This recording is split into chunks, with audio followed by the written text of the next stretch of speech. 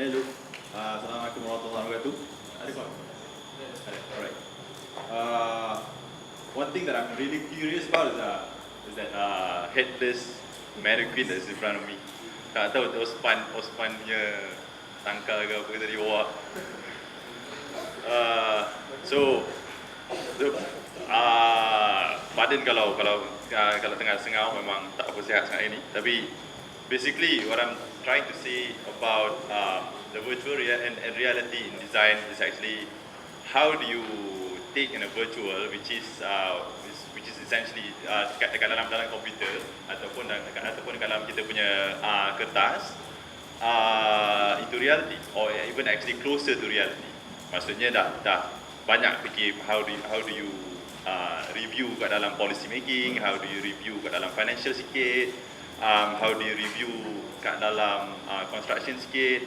But essentially kalau kita tengok tahap, kalau kita tengok sistem syllabus architecture kat Malaysia, dia betul-betul lebih kepada construction, tapi dari segi idea making, how do you problem solving, dia agak tak berapa ketengahkan sikit. So rasanya kalau kita sebagai satu komuniti yang besar, especially UTM students, memang daripada dulu sampai sekarang memang bagus. Rasanya patut kita masih ketengahkan lagi lah this problem solving dalam berbagai isu dalam architecture. So architecture is actually about all that. Architecture is how do you find concept, how do you find a meaning terhadap a problem, how do you find a meaning terhadap to your end user, to your what do you call that, clients, how do you find a meaning for architecture for yourself. Next one. There are many types of architecture. Architecture is very, very subjective. Architecture is just a method for you to start to get your ball rolling. Maknanya nak idea kat atas kertas ni, tak kisah ada kat dalam office ke ataupun kat dalam studio ke. Biasalah kita ada mental block. How do you get that ball rolling?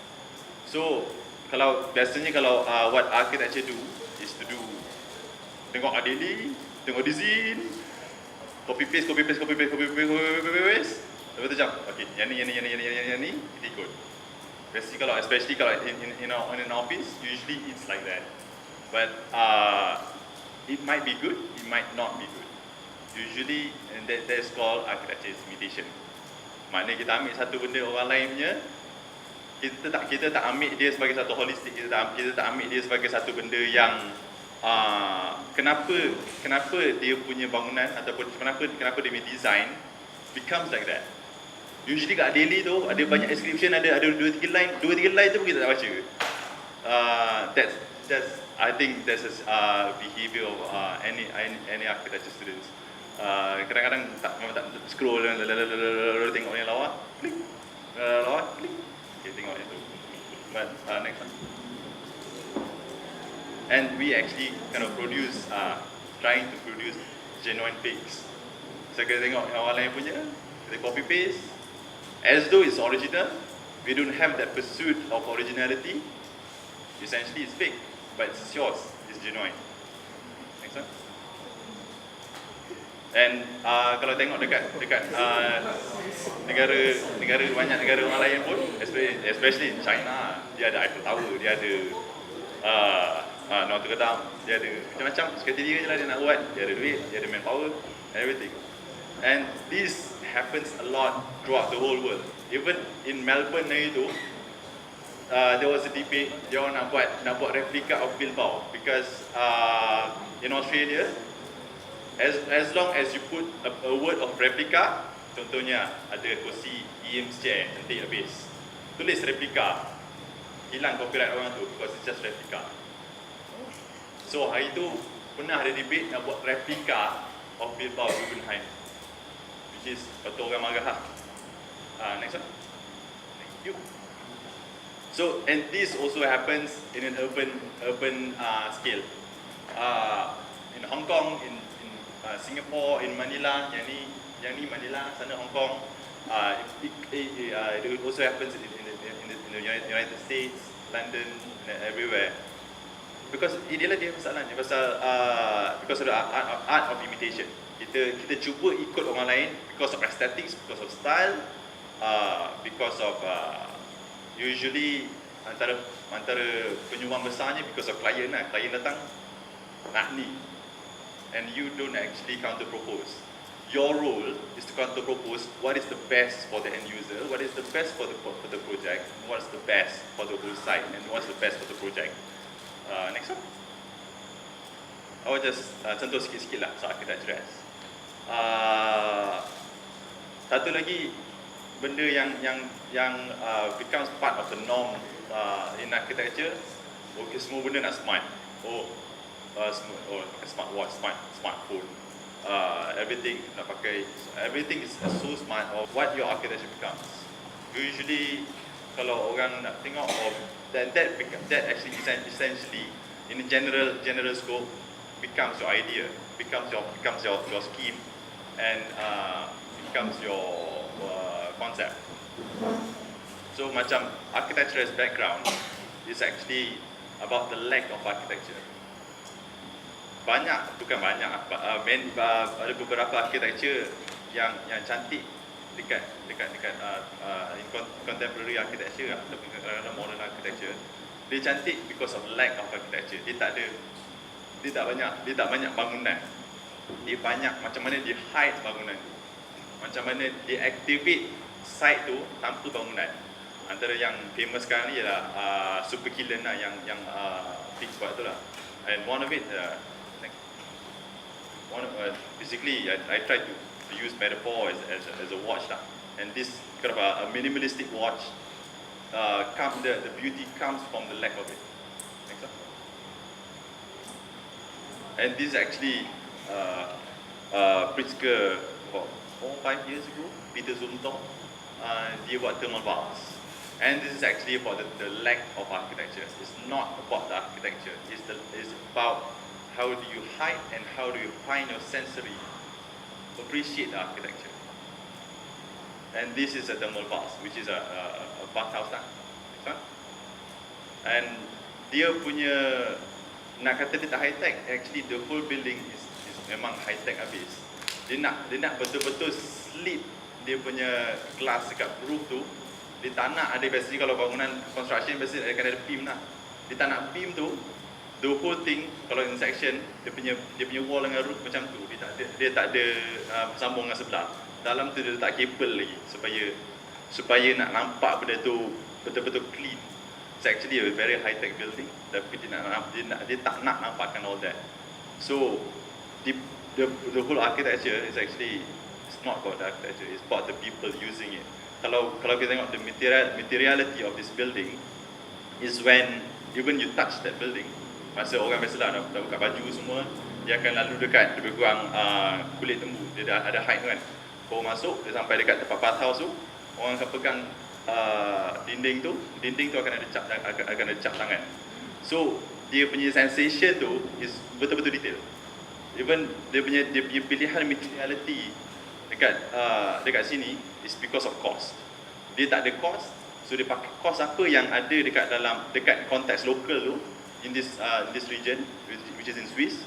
Dan so dia emphasize apa yang cost yang ada. Dia emphasize apa material yang ada. Next one. So this is actually me and Nabila. So actually memang kita biasa partner dalam in doing design, and this is one of it. Usually, and this is really about the lack of architecture. 50% dekat dalam dunia, throughout the whole world, 50% of the population is actually urban population nowadays. Maksudnya kita tak boleh singkirkan urban population. If we actually ignore urban population, you're actually doing it right. Because people are economically, financially, and socially going towards urban. Memang tak ada. Because even in sustainability wise, American model of suburban is actually causes a lot more CO2. Maknanya carbon footprint dia lagi tinggi sebenarnya. Pasal kalau satu rumah tu dia akan produce lagi banyak carbon. Bandingkan kalau high dense tu memang masalah, tapi kat tahap lain, tapi dari segi carbon footprint lagi kurang dalam high density.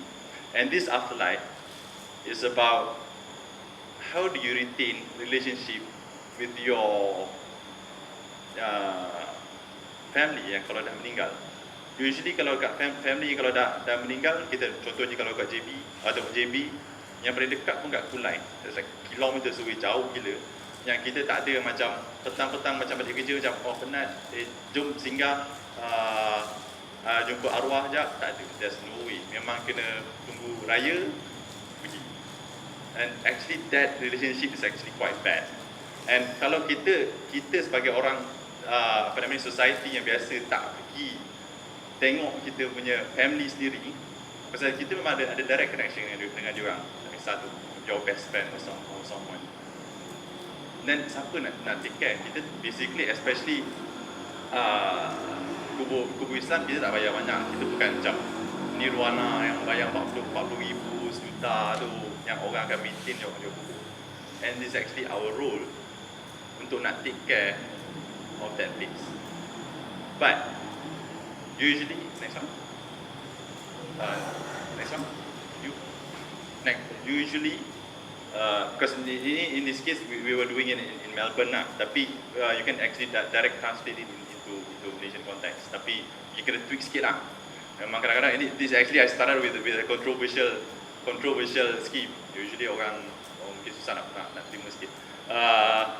Usually even ini dekat tengah-tengah Melbourne yang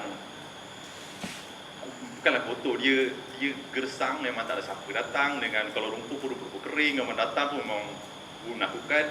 Usually itu yang apa berlaku dekat kubur-kubur kat Malaysia pun lah. Kadang-kadang semak, tak jaga, kalau jaga pun dia akan sebut racun je. Next one. Dan kalau kita tengok kat urban plots untuk kubur, makin lama makin jauh. Kadang-kadang sampai 40 km away sampai kena buat road trip untuk pergi kubur. And this is an example, dekat India, kat kedai mamak ada kubur. And there's nothing wrong with it. And ni kedai orang Islam. Pasal kadang-kadang lot dah ada kat situ. Tiba-tiba because of formality, orang beli tanah tu untuk komersial. Ataupun kadang-kadang orang buat informal, setinggan, orang tak kedai kat situ. Tapi kubur tu tak nak buat apa. Tinggal je kat situ, tak ada salah pun. And this is an example of from How I Met Your Mother. Macam mana dia orang retain their relationship with the deceased. Maknanya memang betul-betul kita bukan disrespect. Kita bukan datang bicara hidup gitu. Tapi kita datang untuk actually gather with your friends, maknanya kita tak terlalu lupakan orang-orang yang pernah berjasa dengan kita. Dan at the same time tak mengagungkan. Next one. So usually dekat dalam urban space ni banyak reserve yang memang redundant. Banyak reserve yang orang biasa lupakan. In Melbourne context, antara reserve yang dia orang lupakan ialah dia orang buat park. Kalau macam cantik lah, park along this line. And kat tengah-tengah ni, that's not a river. Itu tram line. So pasal biasanya kalau dalam park ada tram kat tengah ke ataupun ada jalan kat tengah ke, orang dah malas, orang dah neglect. There's no activity around it, there's nothing. Basically, padahal kat tepi-tepi ni semua, rumah, komersial, ada depan tu sikit ada laut. Actually the site is beautiful, but there's no activities around it. Dia mati. And that happens a lot in Malaysia. Memang bersepak. Kalau kita tengok mana-mana, even in Johor pun banyak yang tanah-tanah reserve yang orang tak pakai. And then eventually dia become dirty and dia jadi tempat yang orang tolak tepi lah. So what do you actually do in this kind of places? You build a continuous cemetery, tapi yang bukan padat. Usually kalau cemetery kita buat padat kan. Tapi what is your cemetery? Dia longgar. Kalau kita tengok ni, around this red areas, itu tempatnya cemetery. Tapi tempat yang bukan red areas, it's actually where the activity is. Kat situ macam how do you connect between this side, that side, it becomes a linear park. And how do you treat a tram line becomes part of the community? How do you make your park becomes part of the community as well? So, kalau actually this whole project is actually dia ceritanya panjang lah, tapi trying to keep it short. Basically, it becomes part of a center yang kita boleh belajar about the history of the disease kat situ. Usually orang semua bila orang meninggal 50, 60 years later, anak dia pun dah pindah ke mana, kita tak tahu pun siapa yang tanam di situ. So this becomes a history keeping what happens inside dekat tanah tu. Dia becomes an urban dictionary, urban diary. Maksud orang akan boleh baca, orang akan boleh relate. At the same time, you can actually have a lot of activities. You can have barbecues, you can have a lot of family activities around this area. So kalau masalah usually kalau kat urban ini reserve, so dia boleh continue. So pasal bila urban population makin tinggi, dia akan bercambah makin jauh. So dia akan ikut dengan population juga. So dia tak akan overlap. Maknanya usually we try not to do multi-level cemetery ya. Multi-level cemetery dia akan jadi car park eventually. Kan? So, ini antara sectionnya kat dalam area. So, maknanya kalau sini ada tram line, dia masih ada tempat untuk relax, dan ada bangunan dan seterusnya. This is one of the perspectives. So you can actually have cafes around that park, and it becomes a commercial area. Ni antara. So basically, this whole area tak banyak architecture pun. There's only polis of architecture. Ada sikit je points, and that actually activates the whole park. Yeah. So this becomes part of the urban diary.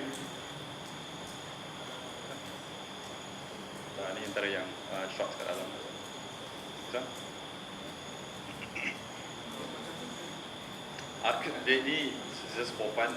I put is architecture as processed food. Usually kita relate kan? Kita relate processed food is like that. It's unhealthy. It's mass produced.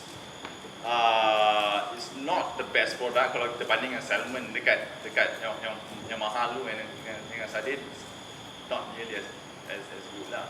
Affordability becomes part of the team as well. You have to think first dekat mana public space. Biasanya kalau in dekat apa nama ni in industry, dekat architectural practice dekat industry, dia kalau planner dia akan ada kawasan lapang. Kawasan lapang tu betul-betul dia tak curuk-curuk mana-mana.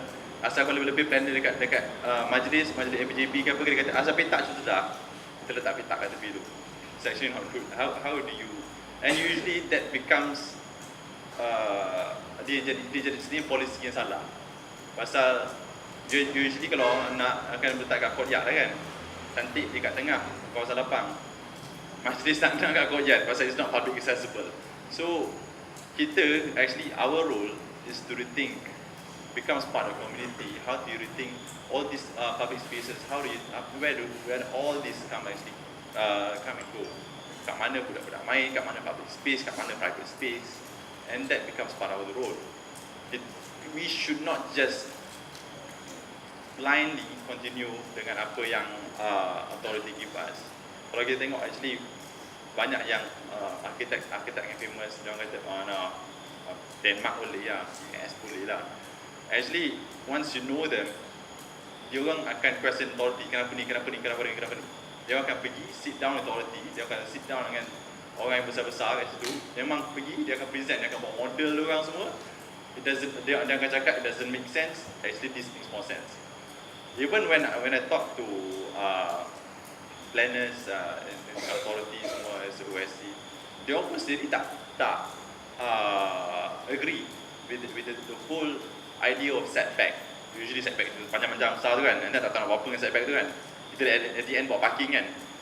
It doesn't make sense. Orang semua tak pakai setback tu. Setback tu usually untuk matahari and privacy, and dia orang akan taper the building. Kalau building tu tinggi, dia akan taper. Tapi kita masih benda tu, kita masih pakai benda tu. Actually kita patut ubah benda tu. Tapi itu that's our role. And this is part of the kalau kita whether in practice or in research, we try to reuse the research untuk nak cari kat mana different part untuk kat dalam planning. So usually in a lot of practice pun akan try banyak form and try out which one will be the best lah. Okay?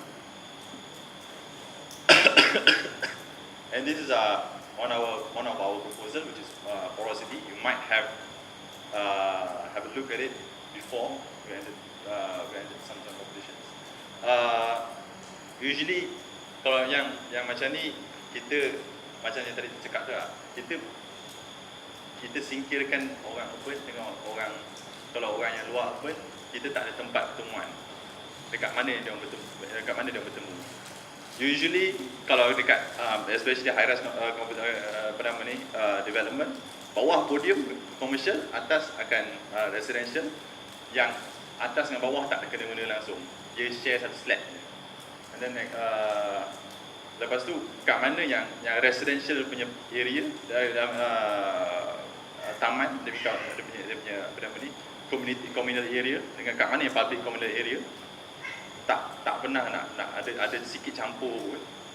And actually that becomes a defensible space. That defensible space is actually good for security. Macam contohnya, kenapa kita pagarkan masjid? Kenapa kita tak aktifkan masjid? Kita pagarkan masjid, lagi tak ada siapa nak pergi masuk bila malam ataupun waktu lepas isyak ke apa ke contohnya, tak ada siapa nak pergi masjid dekat taman-taman. So kalau orang pecah masuk, ambil tabung masjid, actually yelah salah orang tu lah, tapi tak ada siapa nak tengok. Tapi kalau kelilingnya memang tempat tu aktif, kalau orang tu pecah, tak pecah kalau orang tu, memang kena lah. So actually tempat-tempat yang betul perlu security, it has to be activated. And that's actually that there's many concepts wrong in Malaysia. And there's a lot of segregation between young and old. Next one. So macam biasa kita tengok dekat KTM ke atau PRT yang akan ada dekat Johor, usually diorang separated, kat sini ada infrastructure untuk ni, kat sini public space, dekat sini ada architecture in planning. Biasanya kalau kat planner pun dia akan letak zoning. Kenapa benda ni actually tak boleh overlap? Dan overlapping tu actually is actually a good thing. Kalau kita tengok housing typology biasa, actually kita buang housing typology yang ada ni. Kita cuba fikir balik, especially architectural ni, kita tolak tepi typology, because typology yang constrain kepala kita untuk nak cari idea. Jadi kita buang typology ni, kita fikir balik macam mana rumah tu dibentuk, macam mana office dibentuk, macam mana office dengan rumah, macam mana sekolah dengan asrama, macam mana dia semua benda kita tanya balik macam mana. Tapi kalau kita ikut typology biasa, kita akan ikut macam apa yang ada ni lah. Asrama, sekolah kat sini, asrama kat sana. So it's not efficient. Maksudnya tiap-tiap kali kalau kita contohnya kat ITM, kita kena travel, naik motor, naik kereta, paling lebih-lebih pun naik basikal, tu pun penat pasal ada bukit. So kalau kita buat high rise biasa macam ni, social interaction akan kurang, kita tak kenal jiran satu kat sebelah. Kalau kita tengok parallel blocks, dia tak ada defensible space tu, dia akan ada dekat tengah je. Kat tengah-tengah tu dia akan jadi macam sekolah lah, yang orang tak pakai pun kawasan kat tengah tu. Kalau kat yard block ni, public tak boleh masuk, dia akan tutup, dia jadi macam penjara, orang dalam boleh pakai. So rugi juga. Linear block with courtyard sih pun sama lebih kurang macam atas ni. Dan usually kalau low cost terrace, tak ramai, tak cukup density. Density is actually dia viral, dia ada bahaya dia, tapi actually ada banyak baiknya juga. So kalau kita tengok balik satu-satu tu, dia ada baik dan buruknya. Kalau kita buang yang buruknya, kita ambil yang baiknya dalam satu-satu typology tu, we can actually get something more. Kalau kita tengok yard block tu, dia ada space kat tengah, orang tak akan pakai, public tak boleh accessible, kita leave setengah dia supaya dia actually public boleh pass through. Tapi at the same time dia ada defensible space, orang masih boleh tengok ke tengah, orang masih boleh lalu. Kita tambah density dia, kita ikut towers, tapi at the same time kena social issue. Kita tambah lagi density untuk tak commercial kat dalam tu, so yang kat tengah tu masih aktif. So dari segi activity okay, dari segi social okay, dari segi defensible space, dari segi safety should be okay, dari segi density pun okay. So at the same time kita buat 3-dimensional space, which is kalau bangunan biasa akan ada podium, akan ada tower. Dia tak ada 3-dimensional space tu. Dia 2-dimensional, ada sekeping. Atas sekeping, bawah sekeping. Dia tak ada yang banyak layers, macam mana orang boleh interact with one another dekat antara layers tu. So and kalau kita ambil X-ray dia akan jadi macam tu. Maknanya kat mana ini kena yang gelap ni akan ada high density, yang ni makin kurang.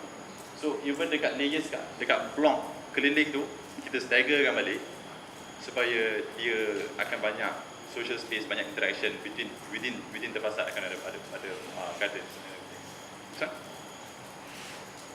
So eventually kalau ni ambil exploder dia, so ni belakang ni akan jadi ada rumah, this L, dekat tengah ni akan jadi commercial, and dekat sini it becomes a combination of offices and commercial. So and dekat atas tu akan, this is what we call as a vertical rumah panjang. Kita ambil rumah panjang tu, kita vertical kan. So kat tengah dia masih ada dia punya communal space, kat keliling dia semua yang private spaces dia. So and the program approach, dekat bawah kita letak commercial ni, ada rumah, ada dia punya garden, ada dia punya density. Okay, and this is kind of the plan of it. So orang luar akan boleh lalu sini, dan bila malam this whole area boleh lock up. So orang kat dalam masih boleh interact with one another, tapi bila siang, bila orang nak lalu pun orang boleh lalu. So it becomes more safe, it becomes more active. So ini tak nampak sangat. Actually even typology ni pun we did research. One of it is the kongsi house lah, dan rumah panjang tu. One of it is how do you rethink a shop house, and that shop house becomes a 9x9 grid. So 9x9 grid tu akan boleh ubah-ubah, mana boleh jadi shop, pasal dia dah 3-dimensional. Maknanya orang boleh within 3 levels tu, orang tak ada masalah nak naik lagi. 3 levels orang masih boleh tolerate. So within, especially if you have escalators for commercial and everything, so orang masih boleh tolerate naik atas. So within the 3 levels tu ada banyak combination of shop office, shop and houses. To amplify lagi this project, kalau kita rating antara benda yang selalu kita segregate antara community, antara planning dengan activity is pasar malam. Biasanya kita akan letakkan dekat jalan yang akan eventually dia tak masuk sekali dengan housing tu. Dia akan actually the whole activity pasar malam ni orang akan gerak dari satu tempat ke satu tempat. Orang yang sama juga. Pakcik Rahim dekat taman sini, and then esok taman sini. Dia akan bergerak.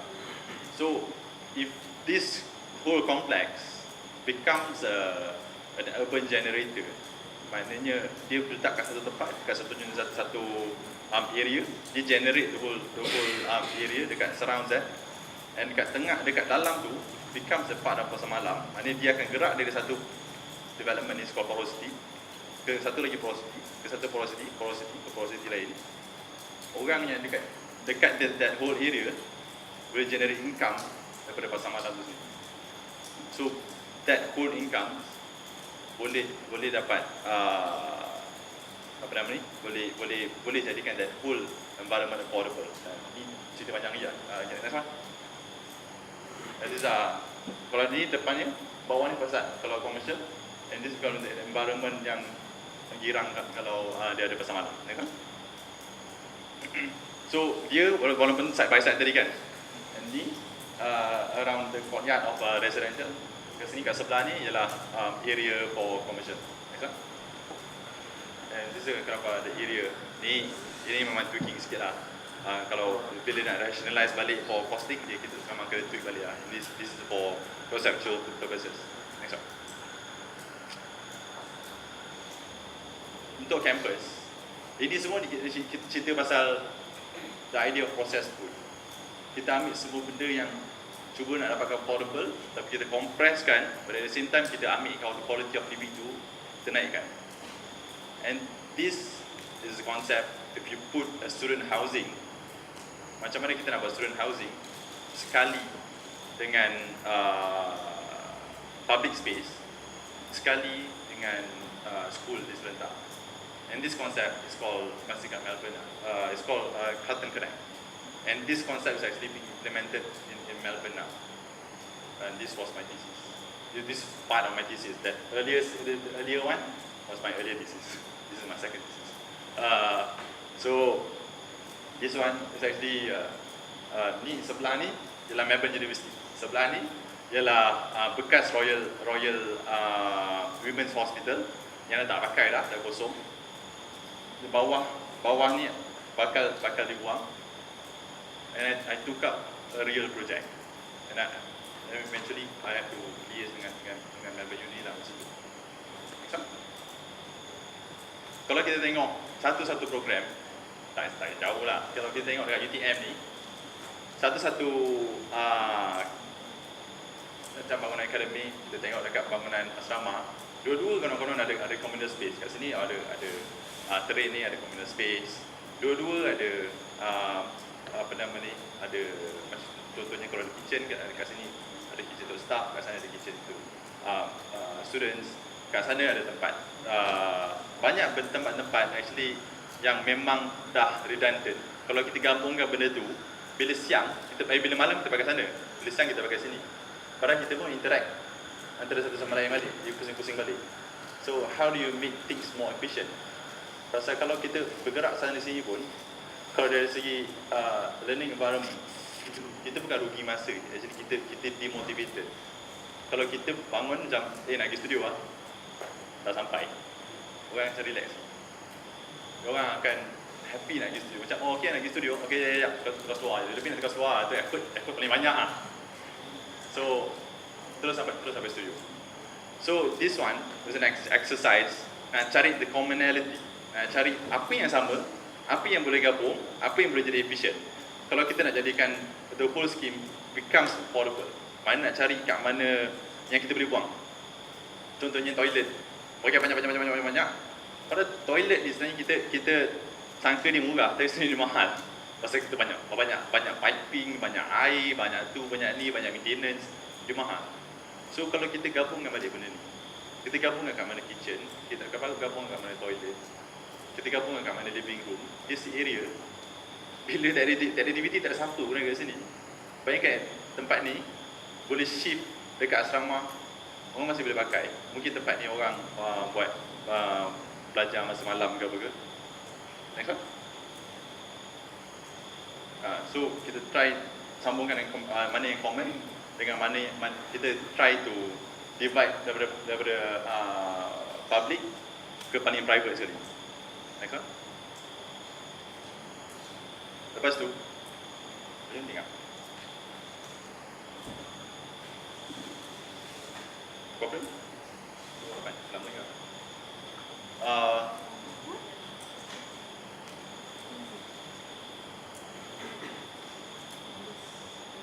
Kalau usually bangunan will be like that. So this is public. Keterangan sekolah.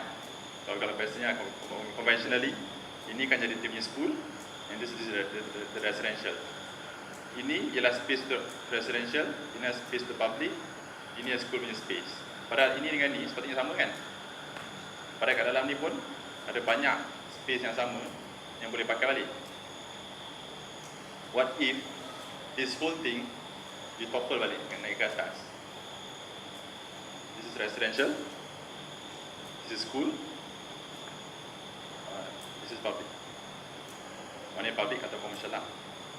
And this is school, this is residential. Every 3 floors, you connect. Bila malam, sini dengan sini boleh gabung. Bila siang, sini dengan sini boleh gabung. No wastage, high efficient in terms of transportation.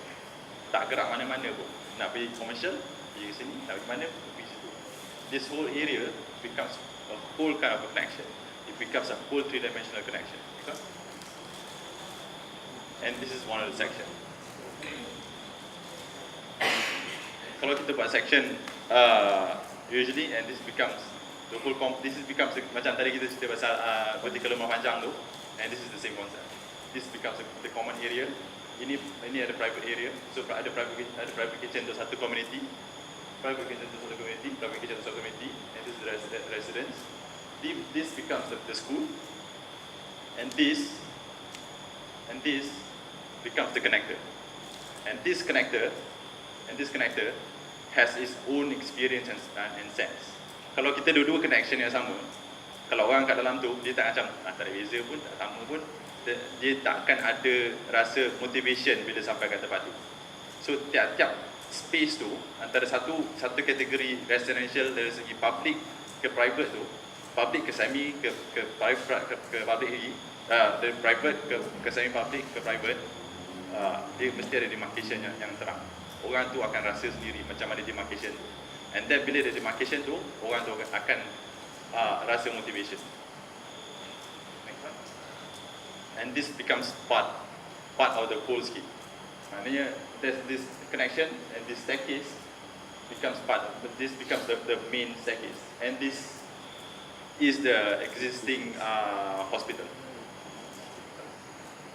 Kalau kita tengok dalam community, especially cooperative housing, banyak benda yang actually kita boleh share. Bicycle kita boleh share. It's called bicycle sharing lah. Kitchen kita boleh share. Laundry, living room, especially living room. Kalau dekat overseas, tiap-tiap rumah dia akan semakin kecil. Ada one bedroom, ada satu living room. Padahal living room tu boleh share. Kenapa kita tak share living room?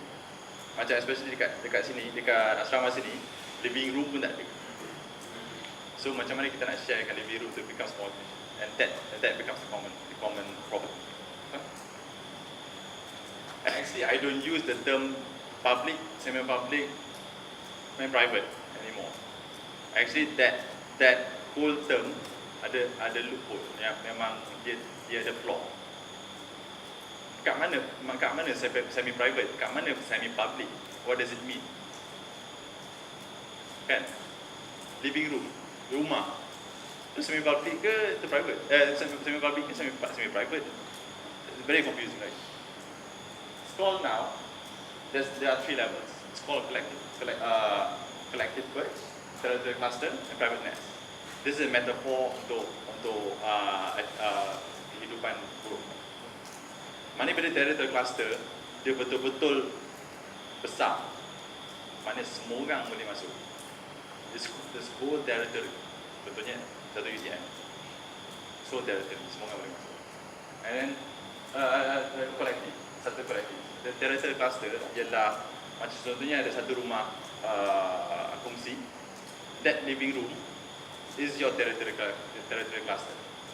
Itu ialah territory within your perch. Your nest tu, itu your territory. Bila gabung banyak territory, becomes a whole collective. And that tier becomes more clear in your organizing of planning. So dari situ pun boleh tengok dia punya private dengan public.